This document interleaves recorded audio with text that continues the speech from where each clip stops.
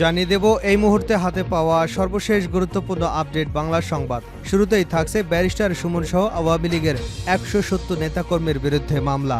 হবিগঞ্জের চুনারঘাটে ছাত্র জনতার আন্দোলনে হামলার ঘটনায় সাবেক সংসদ সদস্য ব্যারিস্টার সৈয়দ সাইদুল হক সুমন সহ আওয়ামী লীগ এবং এর অঙ্গ ও সহযোগী সংগঠনের 170 জন নেতাকর্মীর বিরুদ্ধে মামলা হয়েছে। এবারে জানাবো লেফটেন্যান্ট জেনারেল মুজিবুর বরখাস্ত, সাইফুল বাধ্যতামূলক অবসরে। মঙ্গলবার প্রতিরক্ষা মন্ত্রণালয় থেকে দুই কর্মকর্তার ব্যাপারে পৃথক দুটি আদেশ জারি করা হয়। জানাবো ভারতে পালানোর সময় সাবেক এমপি ফজলে করিম চৌধুরী আটক। চট্টগ্রাম রাউজানের সাবেক সংসদ সদস্য ফজলে করিম চৌধুরীকে আটক করেছে বিজেপি। তিনি ব্রাহ্মণবাড়িয়ার আখাউড়া সীমান্ত দিয়ে অবৈধভাবে ভারতে পালিয়ে যাচ্ছিলেন। বৃহস্পতিবার বিজেপির সদর দপ্তরের জনসংযোগ কর্মকর্তা মোহাম্মদ শরীফুল আলম আটকের বিষয়টি নিশ্চিত করেছেন। এদিকে পুলিশের সংস্কার সহ 12 দফা দাবি গণ অধিকার পরিষদের। স্বরাষ্ট্র উপদেষ্টা লেফটেন্যান্ট জেনারেল মোহাম্মদ জাহাঙ্গীর আলম চৌধুরীর সঙ্গে বৈঠক করেছে গণ অধিকার পরিষদ।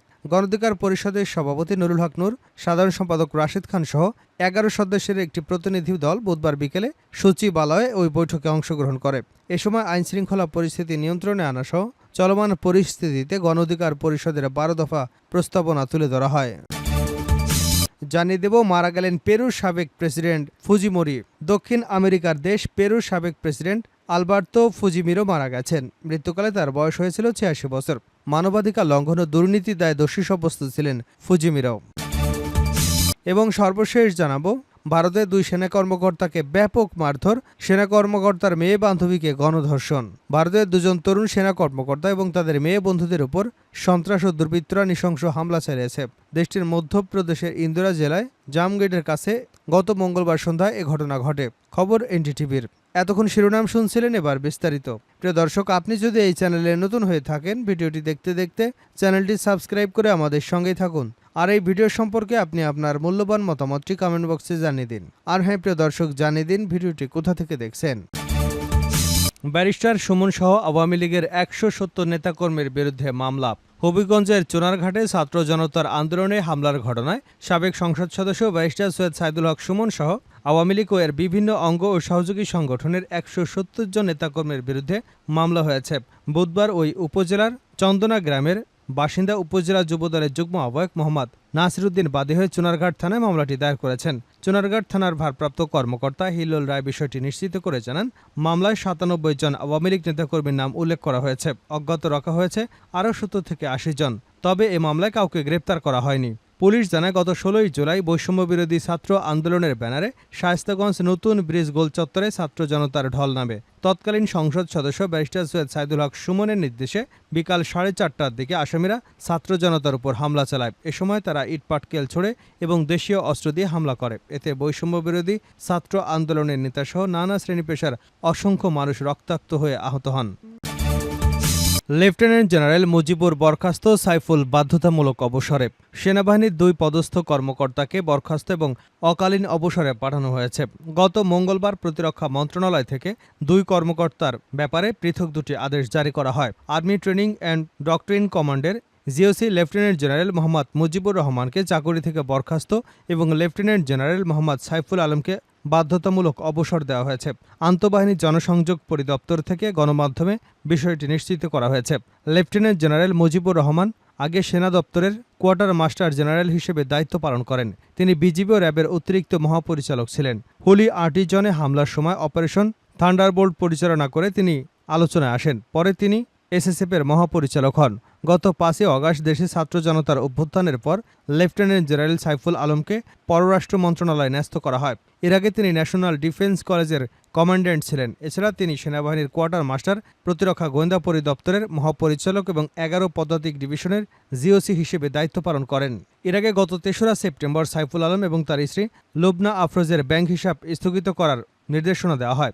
একই সঙ্গে তাদের সন্তান ও মালিকানাধীন প্রতিষ্ঠানের ব্যাংক হিসাবও স্থগিত রাখার আদেশ দেওয়া হয়েছে।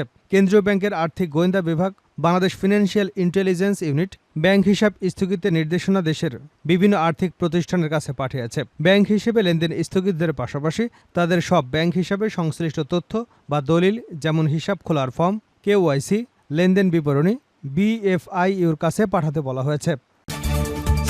ভারতে পালানোর সময় সাবেক এমপি ফজলে করিম চৌধুরী আটক। চট্টগ্রামের রাউজানের সাবেক সংসদ সদস্য ফজলে করিম চৌধুরীকে আটক করেছে বিজিবি। তিনি ব্রাহ্মণবাড়িয়ার আখাউড়া সীমান্ত দিয়ে অবৈধভাবে ভারতে পালিয়ে যাচ্ছিলেন। বৃহস্পতিবার বিজিবির সদর দপ্তরের জনসংযোগ কর্মকর্তা মোহাম্মদ শরীফুল আলম আটকের তথ্য নিশ্চিত করেছেন।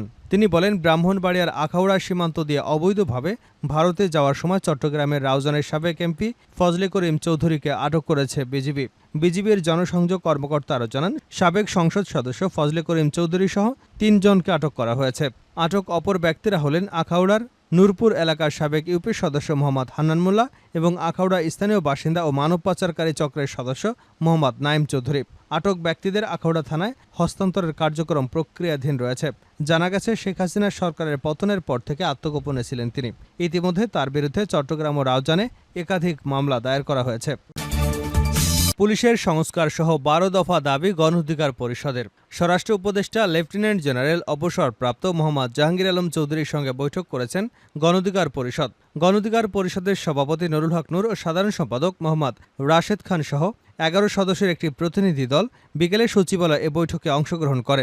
এ সময় আইনশৃঙ্খলা পরিস্থিতি নিয়ন্ত্রণে এবং বর্তমান চলমান পরিস্থিতিতে গণ অধিকার পরিষদের ১২ দফা প্রস্তাবনা তুলে ধরা হয়। গণ অধিকার পরিষদের প্রস্তাবনাগুলো হলো: ১ নম্বরে, পুলিশকে রাজনৈতিকভাবে ব্যবহারের পথ বন্ধ করে নিরপেক্ষ কাজের পরিবেশ তৈরি করা এবং নিয়োগ, পদোন্নতি সহ তদারকিতে স্বতন্ত্র পুলিশ কমিশন গঠন করা। ২.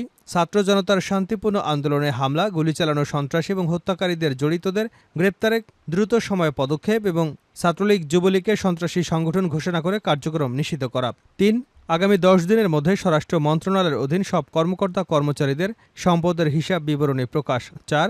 পুলিশের ভাবমূর্তি ক্ষুণ্ণ এবং পুলিশকে দলীয়করণ করা সহ দুর্বৃত্তায়নে জড়িতদের বিরুদ্ধে শাস্তিমূলক ব্যবস্থা এবং দলবাজ অসৎ কর্মকর্তাদের চাকরিচ্যুত করা। ৫. চলমান পরিস্থিতিতে পুলিশের মনোবল বৃদ্ধি ও নির্বিঘ্নে নিরাপত্তার সঙ্গে কাজ করা সহ দ্রুত সময়ে আইনশৃঙ্খলা পরিস্থিতি স্বাভাবিক করতে গুরুত্বপূর্ণ মেট্রোপলিটন ও জেলা শহরে প্রতি থানায় ১০ জন করে সেনা সদস্য নিয়োগ করা। স্থানীয় প্রশাসন এবং নাগরিকদের মধ্যে সেতুবন্ধন তৈরিতে কমিউনিটি পুলিশিংয়ে সক্রিয় করার পাশাপাশি সমাজের বিভিন্ন শ্রেণী পেশার মানুষের সঙ্গে মত বিনিময়মূলক প্রোগ্রাম গ্রহণ।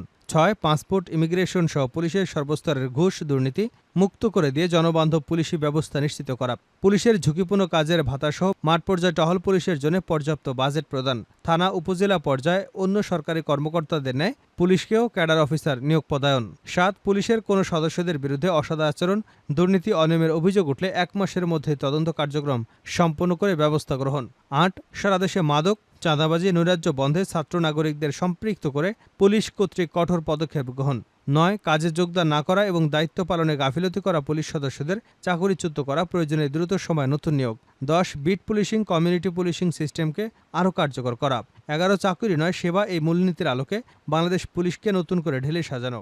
এবং সর্বশেষ ১২. পুলিশিং সিস্টেমকে উন্নত বিশ্বের সঙ্গে সামঞ্জস্য রেখে একটি সুশৃঙ্খল, জনবান্ধব ও দক্ষ বাহিনীতে পরিণত করা। বৈঠকে আরও অংশগ্রহণ করেন উচ্চতর পরিষদের সদস্য আবু হানিফ সহ আরও বেশ কয়েকজন নেতা। শেষ করছে আন্তর্জাতিক সংবাদে। ভারতে ২ সেনা কর্মকর্তাকে ব্যাপক মারধর, মেয়ে বন্ধুকে গণধর্ষণ। ভারতের ২ জন তরুণ সেনা কর্মকর্তা এবং তাদের মেয়ে বন্ধুদের উপর সশস্ত্র দুর্বৃত্তরা নৃশংস হামলা চালিয়েছে। দেশটির মধ্যপ্রদেশের ইন্দোর জেলায় জ্যামগেটের কাছে গত মঙ্গলবার সন্ধ্যায় ঘটনা ঘটে। খবর এনডিটিভির। প্রতিবেদনে বলা হয়েছে, হামলাকারীরা লুটপাটের উদ্দেশ্যে এসেছিল বলে প্রাথমিকভাবে মনে করা হচ্ছে। তবে তারা ২ সেনা কর্মকর্তাকে ব্যাপক নির্যাতন করেছে এবং তাদের একজন মেয়ে বন্ধুকে গণধর্ষণ করেছে। ইতিমধ্যে পুলিশ ২ জন অভিযুক্তকে গ্রেপ্তার করেছে। এদের মধ্যে একজনের পূর্বে অপরাধমূলক কর্মকাণ্ডের রেকর্ড পাওয়া গেছে। এনডিটিভি বলছে, ময়ূ আর্মি বলেছে, ২ জন সেনা কর্মকর্তার প্রশিক্ষণ চলছে। ঘটনার দিন বিকালবেলা তারা ছোট জ্যামার ফায়ারিং রেঞ্জের কাছে মেয়ে বন্ধুদের সঙ্গে বেরিয়েছিলেন।